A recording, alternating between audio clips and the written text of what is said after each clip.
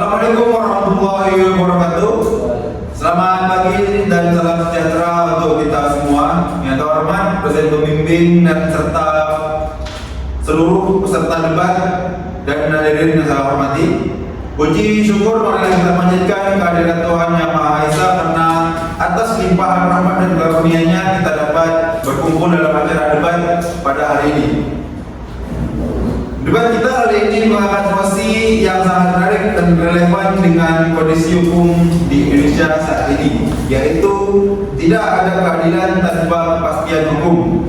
Masih ini menuntut kita untuk berpikir kritis mengenai hubungan antara dua asas penting dalam sistem hukum: keadilan sebagai tujuan hukum dan kepastian hukum sebagai jaminan pelaksanaannya. Apakah keadilan dapat berdiri tanpa adanya kepastian hukum, atau justru kepastian hukum menjadi syarat mutlak bagi terciptanya keadilan? Pertanyaan inilah yang akan menjadi inti perdebatan hari ini. Izinkan saya sebagai moderator memperkenalkan kedua tim yang akan berdebat pada hari ini. Di sebelah kiri saya ada tim pro yang mendukung mosi tidak ada keadilan tanpa kepastian hukum, dan di sebelah kanan saya tim kontra yang menolak mosi tersebut. Adapun aturan dan tahapan debat adalah sebagai berikut. Yang pertama, opening statement. Kedua tim menyampaikan argumen selama 5 menit. Yang kedua, adu argumen. Kedua tim akan saling memberikan argumen dan tanggapan secara langsung selama 5 menit di bawah kendali moderator. Yang ketiga, rebuttal session. Kedua tim diberi waktu 3 menit untuk menyanggah argumen dari tim lawan.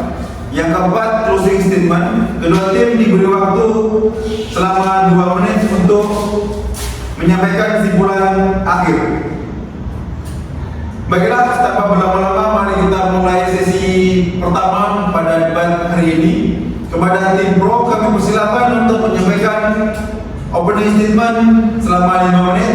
Waktu di tempat kami persilakan, dan waktu dimulai ketika Anda berbicara. Assalamualaikum warahmatullahi wabarakatuh. Yang terhormat pembimbing kita, Bapak Teddy Berlian dan rekan-rekan semua. Saya sebagai pembicara pertama dari tim pro akan menjelaskan dasar logika dan mosi kita hari ini, yaitu tidak ada keadilan tanpa kepastian hukum. Isinya yaitu adalah, dalam hukum, keadilan dan kepastian ada 2 pilar. Namun kami meyakini bahwa keadilan tidak mungkin terwujud tanpa adanya kepastian hukum. Kepastian hukum berarti bahwa setiap aturan hukum harus jelas, tidak berubah-ubah, dan ditetapkan secara konsisten.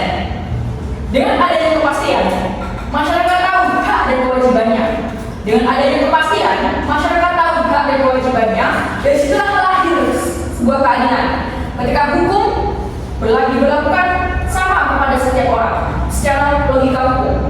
Permis mayor, keadilan dapat tercapai bila norma hukum diterapkan secara pasti dan konsisten. Premis minor, tanpa kepastian, penerapan hukum menjadi subjektif dan sewenang-wenang. Maka tidak ada keadilan tanpa kepastian hukum. Dengan kata lain, keadilan bukan hanya yang baik, tetapi hasil dari sistem hukum yang pasti dan dapat diprediksi. Terima kasih. Waktu tersisa 3 menit 40 detik. Apakah ada tambahan? Terima kasih kami sampaikan kepada tim pro atas penyampaian argumen di pembukanya yang sangat komprehensif. Selanjutnya kepada tim kontra, kami persilakan untuk memberikan pernyataan pembuka selama 5 menit. Waktu dan tempat kami persilakan, dan waktu dimulai ketika Anda berbicara. Baik, terima kasih atas argumen dari tim pro. Saya selaku tim kontra ingin menyampaikan bahwa keadilan adalah nilai substantif, tidak selalu identik dengan kepastian formal. Keadilan adalah tentang memberikan hak-hak yang adil dan proporsional kepada setiap individu, bukan hanya tentang mengikuti prosedur yang formal. Maka, dalam hal ini, landasan nilai substantif tidak selalu identik dengan kepastian hukum. Formal karena keadilan substantif berfokus pada nilai-nilai moral dan etika yang terkandung di dalam hukum. Sedangkan kepastian hukum formal berfokus pada prosedur dan aturan yang yang tertulis di dalam hukum. Keadilan substantif mempertimbangkan konteks dan keadaan khusus dalam setiap kasus serta mempertimbangkan dampak dari keputusan yang diambil. Sedangkan kepastian hukum formal berfokus pada penerapan aturan yang tertulis tanpa mempertimbangkan konteks dari keadaan khusus. Kepastian hukum formal dapat digunakan untuk mempertahankan kebijakan yang tidak adil atau diskriminatif. Namun keadilan substantif menuntut kita untuk mempertimbangkan dampak kebijakan tersebut dan membuat perubahan yang diperlukan untuk mencapainya suatu keadilan. Oleh karena itu, saya percaya bahwa keadilan substantif harus lebih diutamakan dari kepastian hukum formal. Kita harus mempertimbangkan keadaan khusus dan konteks di dalam setiap kasus dan tidak hanya mengandalkan kepastian formal. Dalam konteks ini, keadilan substantif lebih berfokus pada nilai-nilai moral dan etika, sedangkan kepastian hukum formal lebih berfokus pada prosedur dan arahan yang tertulis. Saya percaya bahwa tim pro harus mempertimbangkan argumen saya dan tidak hanya mengandalkan kepastian formal sebagai alasan untuk tidak mempertimbangkan keadilan substantif. Terima kasih. Waktu tersisa 2 menit 30 detik. Apakah ada tambahan? Cukup. Terima kasih kepada kedua tim atas argumen pembukanya. Kita akan lanjut ke sesi berikutnya, yaitu adu argumen bebas. Pada sesi ini diberi waktu selama 5 menit. Kedua tim dapat saling memberikan tanggapan dan memperkuat argumennya masing-masing. Pertama kepada tim pro, waktu 5 menit untuk menyampaikan argumennya. Waktu di tempat kami persilahkan dan waktu dimulai ketika Anda berbicara. Tidak ada keadilan tanpa kepastian hukum. Pembicaraan pertama dari tim kami yang telah menjelaskan dasar normatif yang pentingnya kepastian hukum. Sebagai pembicara kedua, saya memperkuat argumen ini dengan menunjukkan hubungan langsung antara kepastian hukum dan terwujudnya keadilan dalam praktik. Keadilan tidak mungkin hadir tanpa kepastian hukum. Hal ini bukan sekedar teori atau opini, tetapi merupakan juga perintah konstitusi. Undang-Undang 1945 Pasal 28D ayat 1 secara tegas menyatakan bahwa terima kasih. Kepastian hukum adalah bagian dari keadilan itu sendiri. Artinya bangsa ini sejak awal menyadari bahwa keadilan itu hanya dapat berdiri di atas hukum yang pasti, bukan hukum yang bebas ditafsirkan sesuka hati. Tanpa kepastian, hukum kehilangan sifat utamanya.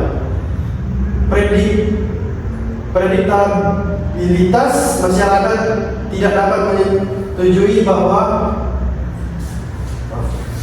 masyarakat tidak dapat mengetahui bagaimana hukum yang diterapkan pada dirinya. Ketika norma itu tidak pasti, maka penafsiran menjadi liar. Hakim tidak dapat menafsirkan satu pasal dengan cara yang berbeda-beda. Diterusin. Tidak, terima kasih. Dan akibatnya sangat konkret, dua kasus serupa dapat menghasilkan keputusan yang berbeda. Fenomena ini bukan hipotesis. Berbagai kajian jurisprudensi Mahkamah Agung, termasuk penelitian yang dipublikasikan dalam jurnal hukum Lus Quia Lustum menunjukkan adanya introspeksi keputusan, terutama dalam perkara peninjauan kembali. Ketika kedua perkara dengan unsur yang hampir identik diputus secara berbeda, maka bukan hukumnya yang bekerja, melainkan subjektivitas hakim. Di titik itu, keadilan tidak lagi berdiri, yang ada hanyalah arbitrarines kesewenang-wenangan yang bertentangan dengan prinsip rule of law. Karena itu, secara deduktif maupun empiris, hubungan antara kepastian hukum dan keadilan tidak bisa dipisahkan. Jika kepastian hilang, maka keadilan ikut runtuh. Oleh sebab itu, karena menegaskan bahwa kepastian hukum, keadilan tidak mungkin bersama. Sekian. Waktu tersisa 2 menit 20 detik. Mau tambahan? Tidak. Baik, terima kasih kepada tim pro. Selanjutnya kami persilakan ke tim kontra untuk menyimpulkan argumennya selama 5 menit. Waktu sudah tepat, kami persilakan dan waktu dimulai ketika Anda berbicara. Ya, sebelumnya terima kasih kepada pembicara Bro. Saya akan mempertegas pada pembicara pertama. Keadilan tidak selalu bergantung pada kepastian hukum. Hadirin sekalian, mari kita pahami dulu kepastian hukum yang memastikan bahwa aturan dijalankan sesuai aturan dalam undang-undang. Tapi keadilan berbicara soal hati nurani, soal kemanusiaan, soal rasa yang dirasakan masyarakat. Dan keduanya tidak selalu berjalan searah. Contohnya begini. Bayangkan ada seorang ibu mencuri sepotong roti karena anaknya kelaparan. Menurut kepastian hukum, dia jelas salah. Pasal pencurian bisa langsung menjeratnya. Tapi, apakah menghukum ibu itu dengan dinginnya hukum benar-benar adil? Tentu tidak. Di sini kita melihat bahwa keadilan kadang lahir dari kebijaksanaan, bukan lahir dari teks hukum. Dan kita belajar, terima kasih. Dan kita bisa belajar dari masyarakat adat di Indonesia. Mereka tidak punya undang-undang tertulis seperti kita, tapi mereka punya cara menyelesaikan sengketa lewat musyawarah dan nilai-nilai kemanusiaan. Tidak ada hakim, tidak ada pasal-pasal rumit, tapi hasilnya justru lebih damai, lebih diterima dan adil. Jadi hadirin sekalian, kalau kita hanya mengutamakan kepastian hukum tanpa memperhatikan hati nurani, maka hukum bisa menjadikan alat penindasan. Keadilan sejati tidak butuh kepastian hukum yang kaku, tapi butuh kebijaksanaan manusia yang berpihak pada kebenaran dan kemanusiaan. Tidak, terima kasih. Itulah mengapa kami tim kontra menolak mosi ini, karena keadilan bisa hidup tanpa kepastian hukum, tapi kepastian hukum tanpa keadilan hanya akan membuat hukum kehilangan maknanya. Jadi kami tim kontra berpegang pada kepastian hukum. Keadilan harus didahulukan daripada kepastian hukum, karena jika kita hanya berpegang pada kepastian hukum tanpa mempertimbangkan nilai-nilai moral dan kemanusiaan, maka yang lahir bukanlah keadilan, melainkan ketidakadilan yang sah secara hukum. Terima kasih. Waktu tersisa 2 menit 50 detik. Apakah ada tambahan? Cukup. Terima kasih kepada dua tim atas penyampaian argumen yang sangat menarik. Kita akan masuk ke sesi berikutnya, yaitu rebuttal session, di mana masing-masing tim diberi kesempatan untuk menyanggah pandangan ini. Pertama kepada tim pro, waktu 3 menit untuk menyampaikan argumennya. Waktu sudah tepat, kami persilakan dan waktu dimulai ketika Anda berbicara. Baik, terima kasih kepada tim kontra yang telah memberikan argumennya. Selanjutnya, kepastian hukum adalah fondasi keadilan. Kepastian hukum memastikan bahwa hukum diterapkan secara konsisten dan adil kepada semua orang tanpa diskriminatif atau diskriminasi. Tanpa kepastian hukum, maka akan muncul ketidakpastian yang bisa dimanfaatkan oleh pihak-pihak tertentu untuk menghindari hukuman atau memperoleh perlakuan istimewa. Interupsi. Tidak, terima kasih. Oleh karena itu, kepastian hukum justru merupakan syarat mutlak agar keadilan dapat ditegakkan secara adil dan merata. Moralitas tidak selalu objektif dan konsisten. Konsep keadilan berdasarkan moralitas dan nilai kemanusiaan sangat subjektif dan bisa berbeda-beda antara individu maupun masyarakat.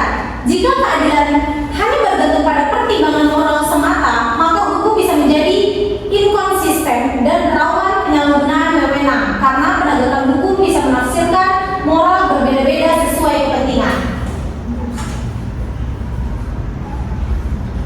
Contoh kasus pencurian roti. Meskipun pencurian roti karena lapar memiliki latar belakang yang menyentuh secara kemanusiaan, kepastian hukum tetap diperlukan guna menjaga perlindungan hak milik dan ketertiban masyarakat. Baik, interupsi diterima. Baik, untuk ajuan interupsi diberi waktu 15 detik. Waktu dimulai ketika Anda berbicara. Di sini Anda menekankan pentingnya kepastian hukum. Tapi bagaimana dengan realita bahwa banyak peraturan di Indonesia justru tumpang tindih dan bertentangan? Apakah Anda yakin kepastian hukum itu benar-benar dapat dicapai? Terima kasih. Baik, untuk tim pro silakan menjawab interupsi dari tim kontra. Waktu 1 menit untuk Anda menjawab. Waktu dimulai ketika Anda berbicara. Baik, terima kasih kepada tim kontra atas interupsinya. Justru kondisi banyaknya aturan tumpang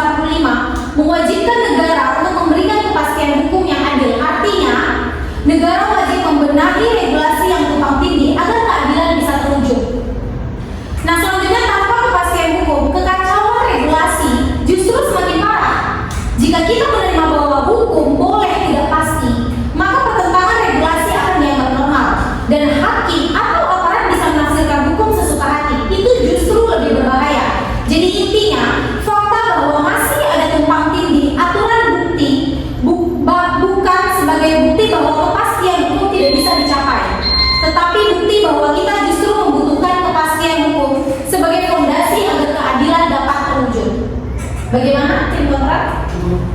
Baik, terima kasih. Moderator, izinkan saya melanjutkan argumen saya. Silakan dimulai. Nah, contoh kasus pencurian roti. Meskipun pencurian karena lapar memiliki latar belakang yang menyentuh secara kemanusiaan, kepastian hukum tetap diberlakukan guna menjaga perlindungan hak milik dan ketertiban masyarakat. Dalam sistem hukum modern, ada mekanisme sanksi yang ringan dengan kondisi pelaku, misalnya hukuman ringan atau pembebasan bersyarat, yang tetap berdasarkan hukum jelas sehingga tidak terjadi ketidakpastian. Kemudian peran hukum adat tetap butuh kepastian. Walaupun hukum adat menggunakan musyawarah dan nilai lokal, apabila hasilnya tidak memiliki kepastian, aturan yang jelas, rentan terjadi ketidakadilan dan perlakuan semena-mena. Ketidakpastian ini bisa menimbulkan konflik baru dan ketidakpuasan. Oleh karena itu, hukum adat pun butuh unsur kepastian agar dapat berfungsi secara efektif dan berkelanjutan. Kepastian hukum bukanlah lawan dari keadilan, melainkan fondasi agar keadilan dapat diterapkan secara konsisten, adil, dan bisa dipertanggungjawabkan oleh semua pihak. Cukup, terima kasih. Waktu tersisa 40 detik, apakah ada tambahan? Baik, terima kasih kepada tim pro. Selanjutnya kami persilakan kepada tim kontra untuk menyampaikan argumennya selama 3 menit. Waktu dan tempat kami persilakan dan waktu dimulai ketika Anda berbicara. Oke, terima kasih untuk tim pro. Tujuan hukum adalah keadilan, bukan hanya kepastian hukum, hanya alat. Tujuan adalah keadilan sosial. Menurut Gustav Berdach, tujuan hukum meliputi keadilan, kemanfaatan, dan kepastian hukum. Namun bila ketiga bertentangan, keadilan harus diutamakan. Ini menunjukkan bahwa keadilan memiliki posisi tertinggi dalam hierarki nilai hukum. Penjelasan umum Undang-Undang Nomor 48 Tahun 2009 menyebutkan bahwa peradilan dilakukan demi keadilan berdasarkan ketuhanan yang Maha Esa. Sila kelima Pancasila, keadilan sosial bagi seluruh rakyat Indonesia. Nilai yang sederhana ini menegaskan bahwa keadilan adalah tujuan akhir hukum, bukan kepastian. Waktu tersisa 2 menit, apakah ada tambahan?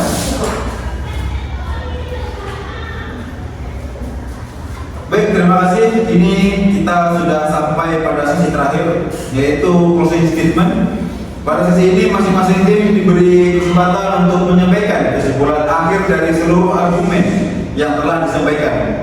Pada tim pro, kami persilakan menyampaikan pernyataan penutup selama 2 menit. Waktu dan tempat kami persilakan dan waktu dimulai ketika Anda berbicara. Baik, terima kasih. Kesimpulannya, kepastian hukum adalah fondasi utama terwujudnya keadilan. Tanpa kepastian, hukum kehilangan prediktabilitasnya, sehingga penerapannya menjadi tidak konsisten, rawan subjektivitas, dan mudah disalahgunakan. Ketika hukum dapat ditafsirkan berbeda-beda sesuai dengan kehendak penegaknya, maka keadilan tidak mungkin hadir, yang muncul justru ketidakpastian dan kesewenang-wenangan. Kepastian hukum memastikan bahwa setiap orang mendapatkan perlakuan yang sama di hadapan hukum, melindungi masyarakat dari diskriminasi, serta menjamin proses penegakan hukum berjalan adil dan dapat dipertanggungjawabkan.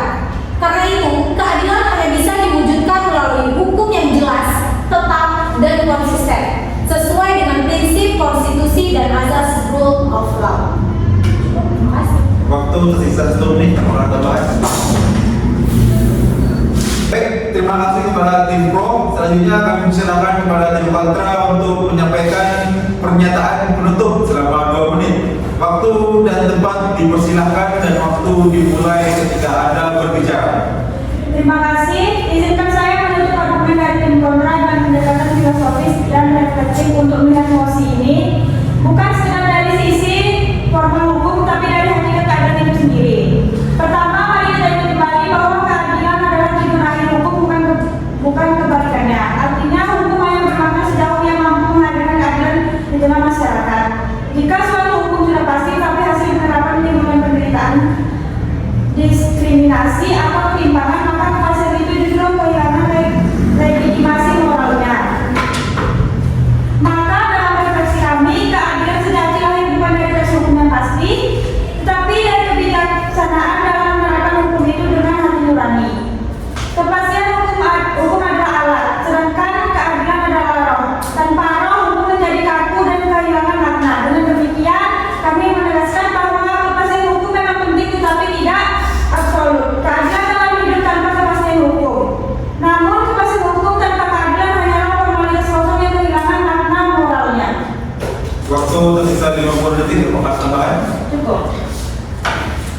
Terima kasih kami sampaikan kepada kedua tim atas penyampaian argumen, sanggahan dan penutup yang luar biasa.